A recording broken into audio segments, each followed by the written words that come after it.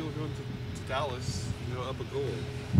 I mean, obviously, feels much better than being tied or being down. So, we're happy with the win at home, and we just got to go into Dallas. We got to play our game. We know their strengths. We got to do a good job of containing those and taking that away from their team, and make sure that we take advantage of our opportunities to get at their defense. It's kind of like the same scenario you guys had last year, only in reverse because you were up a goal coming back to Seattle.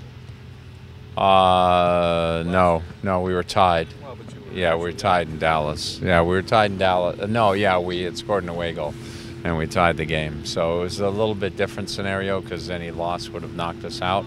So going into Dallas, not every loss will necessarily knock us out. If we lose 1-0, we're out. 2-1, it goes into overtime. But if we lose 3-2, we're through. So. We're in a situation, I'm happy with the situation that we're in. Is anything ideal? No, it's never ideal, but we'll take it. After such a draining last week, 3 matches in 7 days, how's your group looking today after the day off? Well, we're good, but we wanted to keep all the guys, the starters who played a lot of those minutes, we wanted to keep them all inside today. There was just a few exceptions of guys who went out here and did a little bit of the warm-up because that's what they preferred to do. But we really wanted to give them another day off.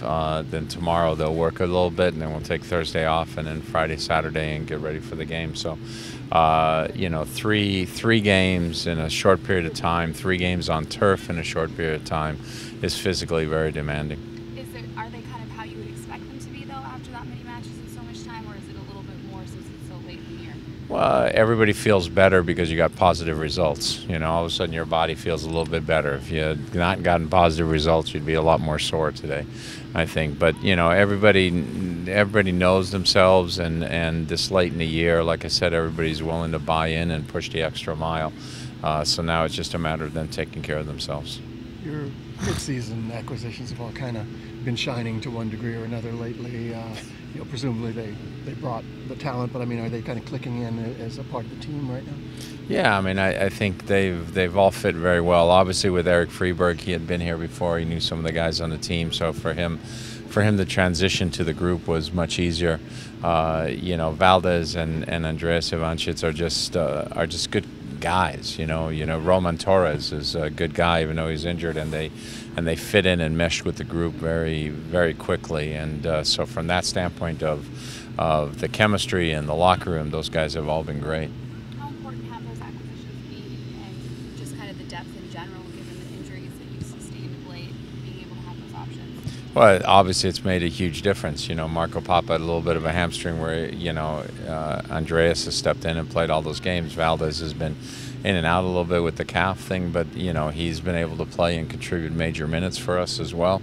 So them, and their ability to raise the game, those guys have been in big games, and so Andreas and Valdez and Freeberg, they're able to raise it. They know what's at stake, and the thing I like best is, I forget which player of ours said it, but a player said, we want to do well in this tournament.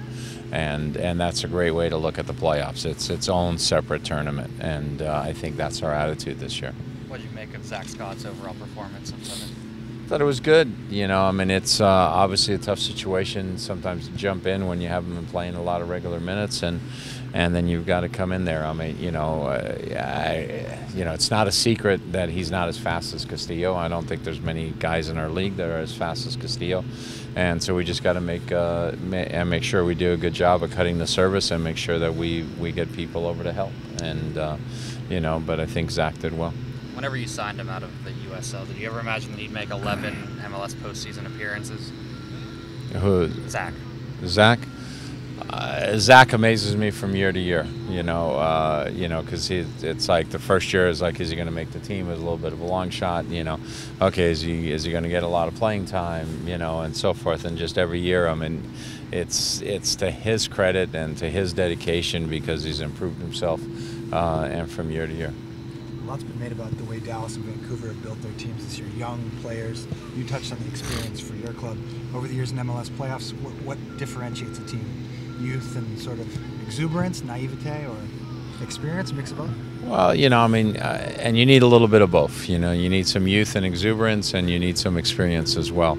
And when you find that right mix, then it works out well for your team. So, and right now, obviously Rose gives us a little bit of that youth out there, as does Fisher, and so forth. So we need a little bit of that. Roldan's come off the bench and given us some of that. But then experienced guys, we talk about Dempsey's goal, or we talk about Ivanchic's goal, but the work rate that Oba's put in over the 3 games, the way he's fought and battled and gotten onto second balls, that's an experienced player who knows, it's money time and we got to do the business. So sometimes, because a player like him hasn't been necessarily involved in the score sheet, we forget about him right now, and he's not a guy we can forget about, because his contribution is every bit as important as the others' contributions. I'm sure it varies wildly with individuals and maybe even positions, but what tends to be about the prime career moment in a soccer player? About 28, something like that, I suppose? Gosh, I don't know. I mean, that it's changed so much in every sport. I mean, it used to be if you were a baseball pitcher, you were done when you're like 34. Now you got guys pitching when they're 42 or 46 or whatever Cologne was. So you get, it's changed, and the same thing had changed in soccer. I mean, soccer in the old days, when you were 32, you were considered an old man, and then there were a few guys way back when that played into their late 30s or, early 40s. Now you got guys doing it all the time. You got a guy like Didier Drogba and guys like that who can still give meaningful contributions. It's A, because they take care of themselves better, B, because there's, better facilities to train on, and so forth. And they're able to sustain it a lot more, and you're not getting thrown into game after game on bad surfaces. So is 28 still the prime, or is the prime 31, 32 now? I couldn't tell you. It's probably somewhere in there.